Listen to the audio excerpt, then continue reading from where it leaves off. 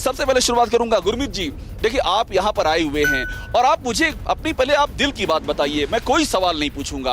आप आज आए हैं, आपने जो देख रहे हैं, आपके दिल में जो चल रहा है वो बताइए। आपके वाइब्रेशन यहाँ किस तरह के आ रहे हैं आपके दिल में यहाँ आने के बाद? देखिए जी, मैं इस जगह में 20 साल से आ रहा हूँ, लेकिन जो ये क्षण और पल है ये बिल्कुल अलग है। जो मैंने देखा है, जो महसूस किया है, जो वाइब्रेशन को देखा है, अभी भी आसमान के अंदर में लड़ाकू हवाई जहाजों की आवाज आ रही है। अभी स्थिति बदली हुई है। मैंने जिसको भी देखा है, जिससे भी बातचीत किया है, उनका मनोबल 7वें आसमान पर है। स्थिति पूर्ण रूप से चेंज हो गई है। पैराडाइम शिफ्ट हुआ है। गुरमीत जी एक बात का और जवाब दीजिए, उसके तुरंत बाद में जाऊंगा वर्लिन के पास में। मुझे एक बात समझाइए। देखिए, आप ग्राउंड जीरो से चीजें बता रहे हैं, पूरा देश सुन रहा है आपको। मुझे एक लाइन में समझा दीजिए कि कितने भारी हैं हम चीन पर। आसान भाषा में समझा दीजिए, बच्चा आज जानना चाहता है देश का। गुरमीत जी, आसान भाषा में मैं यही बोलना चाहता हूं कि पूर्ण रूप से, पहली बात, एलएसी के ऊपर में जितनी भी डोमिनेटिंग हाइट है, स्ट्रेटेजिक हाइट है, वो भारत की सेना ने प्रीएम्प्टिव तरीके से ऑक्युपाई की है। दूसरा, आसमान के अंदर में इंडियन एयरफोर्स की जो स्थिति है वो बिल्कुल अलग है।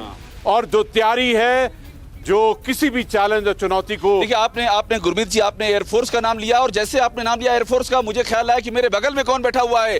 ध्यान दीजिए, मेरे बगल में बैठी हुई स्क्वाड्रन लीडर वर्लिन पवार। और इनसे बेहतर कौन बताएगा? वर्लिन, बहुत शुक्रिया, आप यहाँ पर मौजूद हैं, टीवी9 भारतवर्ष के लिए ग्राउंड जीरो से देख रही हैं। आप समझाइए और मैं फिर आपसे वही बात कहूंगा जो मैंने गुरमीत जी से कही थी।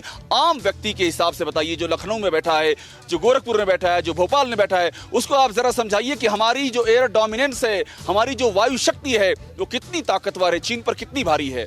वर्लिन, मुझे पता नहीं है कि दर्शकों तक ये आवाज पहुंच रही है या नहीं पहुंच रही है कि यहाँ पे हमें अपाचे टेक ऑफ करने की आवाज आ रही है। यहाँ फाइटर्स जिनकी गरजने की आवाज पूरे आसमान में है, वो जो चीख के बोल रहे हैं कि हम अगर किसी को युद्ध ही चाहिए तो हम युद्ध के लिए तैयार हैं। और ये पहली बार नहीं हुआ है कि हम किसी को ईंट का जवाब पत्थर से देंगे। हम ये पिछले साल भी कर चुके हैं बालाकोट में, और हम ये फिर से कर। ये बताइए, जो आपके पीछे पहाड़ियां हैं, इन पहाड़ियों पर मुझे ये समझाइए कि इन पहाड़ियों पर भारतीय एयरफोर्स जो है वो कितनी कंपैटिबल है। मतलब ये समझ लीजिए, ये पहाड़ियां उसके लिए कितनी ज्यादा बेनिफिशियल हैं अगर वार की नौबत आती है तो। उस हिसाब से आप जी देखिए, पहाड़ियाँ कभी भी अगर एयर पार के हिसाब से बोलूँ तो बेनिफिशियल नहीं होती हैं।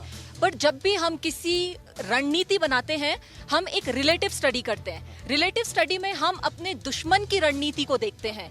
और अगर इस टाइम पे हम चीन की रणनीति को देखें तो हमारी एयरफील्ड कॉन्फ्लिक्ट एरिया के सबसे पास है। और सबसे पास होने का मतलब सबसे ज्यादा देर हवा में लड़ाई करने की क्षमता रखते हैं। बहुत बड़ी बात कही। फिक्र आपकी, सोमवार से शुक्रवार रात 9 बजे सिर्फ टीवी9 भारतवर्ष पर।